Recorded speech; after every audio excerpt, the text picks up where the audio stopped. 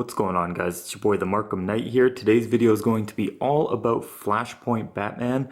Now, for those of you who don't know who Flashpoint Batman is basically a timeline that was created where the Flash went back in time and saved his mom, and that changed everything. So this Batman is actually not Bruce Wayne. This is Thomas Wayne, Batman's dad, Bruce Wayne's dad. And in this universe, it was actually Bruce Wayne who was killed in the alleyway, not his parents.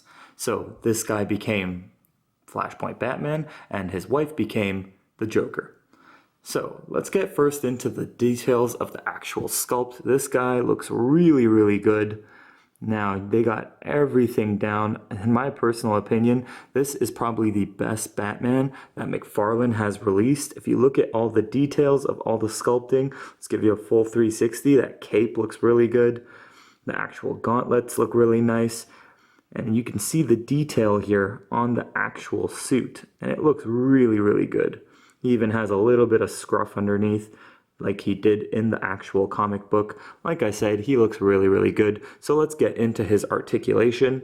For his head, you do have him on a ball joint, so he gets about that high up. He gets about that far down. He has the side to side, and he does have head tilting if you need it. He has pretty much everything you need on a ball joint. For his shoulders, he does have a butterfly joint on the inside. He does have an upper thigh swivel over here. And then at the elbow, he has a single joint here, which is kind of odd that they chose to do a single joint. Most of the Batmans have a little more articulation there, but at the wrist, he does have rotation, so you can turn it all the way around, and he has a little bit of articulation back and forth in a form of a hinge. Now, at the actual torso, he is on a ball joint again, so he does move in every which direction.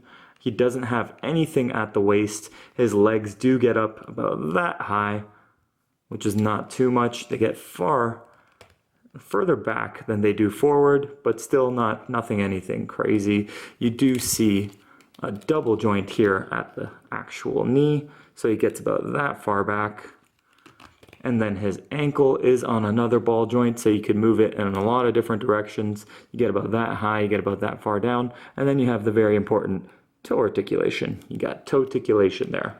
So, like I said, he is sculpted very, very well, and he has enough articulation that you would need for your Batman toy. Now, I'm just going to get him standing up straight here so that we can do the size comparison. Alright guys, so for the size comparison, first thing we want to do is measure him out. He stands just at about 7 inches tall, so that's perfect. He is a McFarlane Toys figure, so you do want to stand him next to a lot of McFarlane Toys. So the first guy I want to get him next to is one of my personal favorites, and that is the Red Hood. Now, let's get him standing nice and straight over here. So the Red Hood, as you can see, is just a little bit shorter than Batman here, which is a pretty good look. That's pretty much what you want between your Red Hood and your Batman. To compare him to Bruce Wayne's Batman, I got here the Arkham Knight Batman. And he kind of towers over this Thomas Wayne Batman, which isn't necessarily accurate, but the Arkham Knight Batman is a little bit taller than the other ones that we usually have in the McFarlane line. So we can remove Red Hood here, and let's get him next to some larger figures. So I got here the Hellbat suit. And what's perfect about this is that it does look like he fits directly into this guy over here. The Hellbat suit looks like it's just large enough for Thomas Wayne to just get right inside and just fit right in there.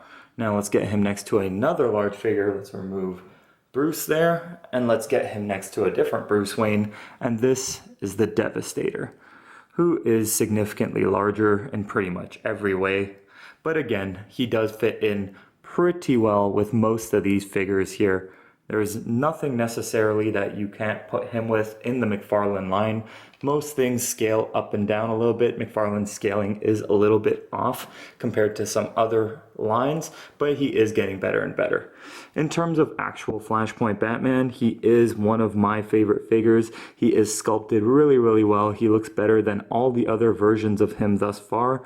Like I said, if you look at that face, the eyes, everything, the actual suit, the details in the suit, it is done very, very well. And he has just enough articulation that you would want for your Batman figure to put him in a dynamic posing set. Anyways, guys, have you read Flashpoint? Is this one of your favorite Batman? Do you have this toy? Tell me what you think. This is the Markham Knight, and I need you to like, comment, and subscribe.